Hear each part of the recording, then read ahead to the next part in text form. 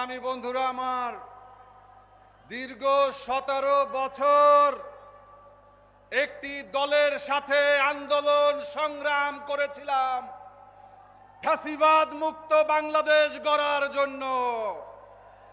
কিন্তু বিগত 5 তারিখে গণ অভ্যুত্থানের পরে দীর্ঘ 17 মাসে তাদের কর্মকাণ্ড দেখে তাদের সঙ্গ ত্যাগ করে জামাত ইসলামীর নেতৃত্বাধীন জোটে আমরা অংশ নিয়েছি। আমরা ভেবেছিলাম এই 17 বছরের হামলা মামলা নির্যাতন নিপীড়নের শিকার হয়ে এই দলটি বাংলাদেশে একটি ইনসাফের বাংলাদেশ কায়েম করবে। কিন্তু যে যায় লঙ্কায় সে হয় রাবণ। বিগত 17 মাসে সারা বাংলাদেশের চাঁদাবাজি, টেন্ডারবাজি, দখলবাজি সকল বাজিকরদের আস্তানায় তারা পরিণত হয়েছে। আপনাদের মনে আছে পিলখানায় সেনা হত্যার কথা? আপনাদের মনে আছে শাপলা চত্বরে ওলামায়ে কেরামদের হত্যার কথা?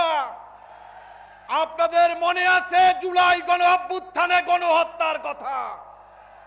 যদি মনে থাকে তাহলে আগামী 12 তারিখে এই দাঁড়িপাল্লা শাপলাকলি থেকে শুরু করে 11 দলীয় জোটের সকল প্রার্থীকে আপনারা ভোট দিয়ে জয়যুক্ত করবেন। একটা কথা বলে শেষ করব। আজকে টেকনাফ থেকে তেতুলিয়া, রূপসা থেকে পাথুরিয়া একটা পরিবর্তনের একটা হাওয়া লেগে গিয়েছে। এদেশের মানুষ ডাক্তার শফিকুর রহমানকে আগামী বাংলাদেশের প্রধানমন্ত্রী দেখতে চায়। এজন্য একটি দলের স্বপ্ন খারাপ হয়ে গিয়েছে। কি করেছে তারা?